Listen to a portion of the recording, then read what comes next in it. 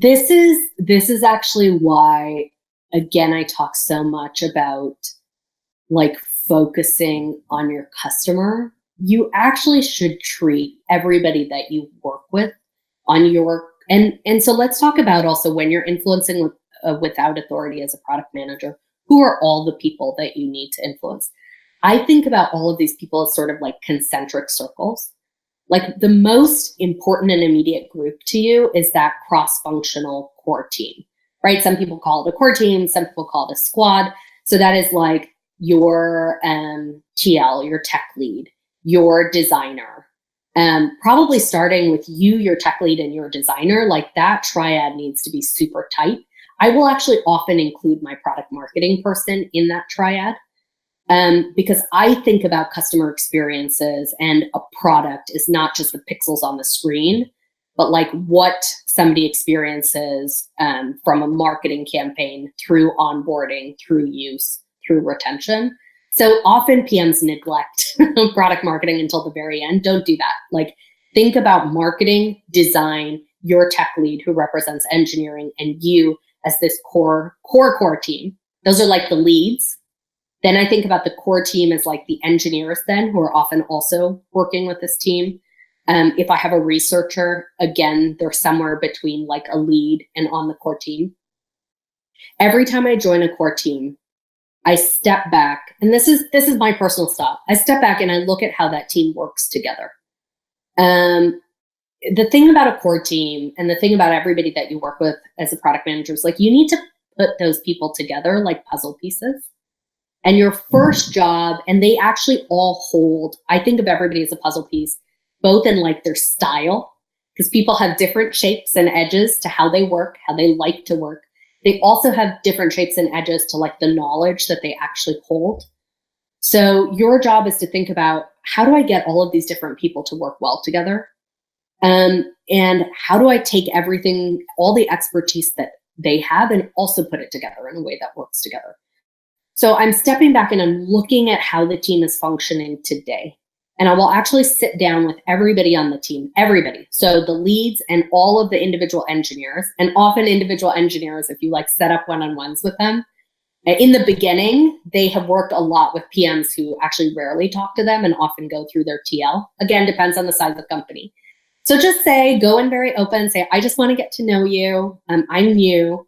Playing new and dumb works every time. Like always play new and dumb and go in like you're like trying to learn and you have no assumptions. That's very important.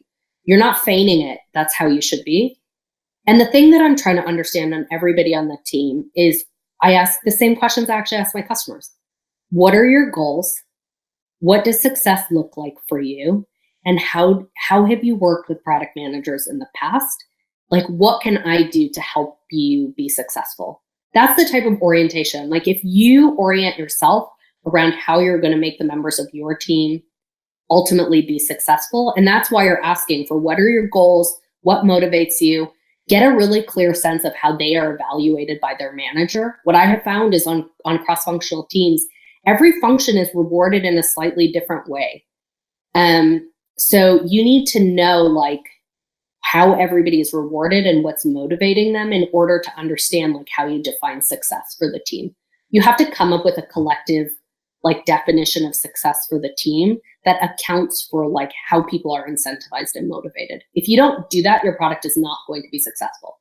Like what I did early on in my career is I came up with some random measure of success that had nothing and a way to get there that wasn't aligned with what motivated people and how they were incentivized. So I asked that question. I asked them quite literally like what they need from a product manager. And what I'm trying to assess also is in a team, I think of everybody as like these puzzle pieces, but often they don't fit perfectly together. So it's like my job as a PM to then understand where everyone is and then like fill the gaps between these people, like sand between pebbles to sort of like move everybody forward. So I've actually flexed my style a lot on different product teams to like meet the needs that they have that aren't being fulfilled today.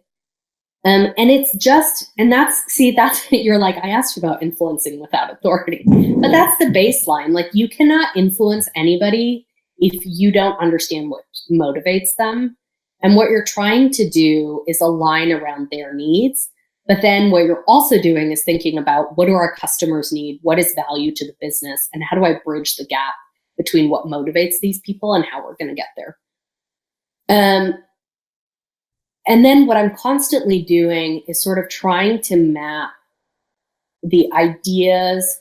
So this is also why I'm very customer focused and actually focused. It's not just customer focused. I'm focused on gathering evidence about our customers to build a shared understanding. I think the shared understanding actually helps you influence them to move in the right direction.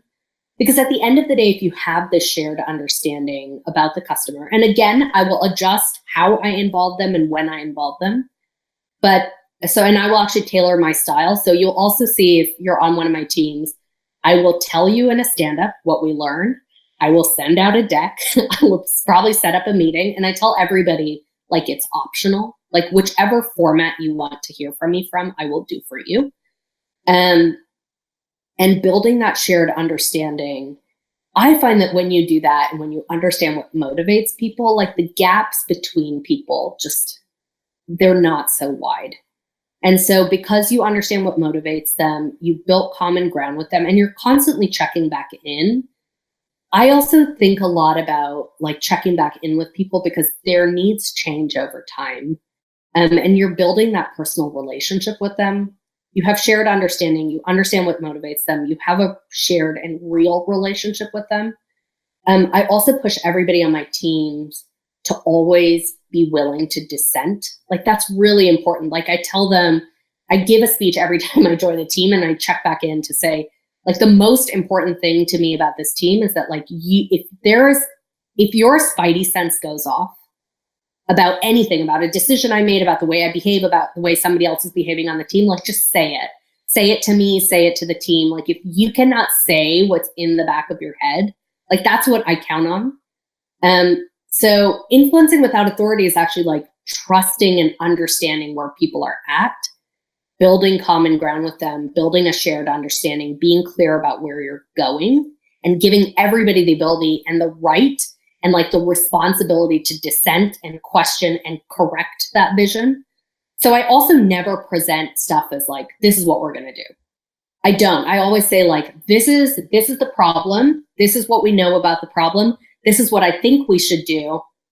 Now give me a reaction. And that also lets people sort of have their say and influence the direction. And then we all sort of, like, move through it well. That's kind of my overall spiel on influencing without authority.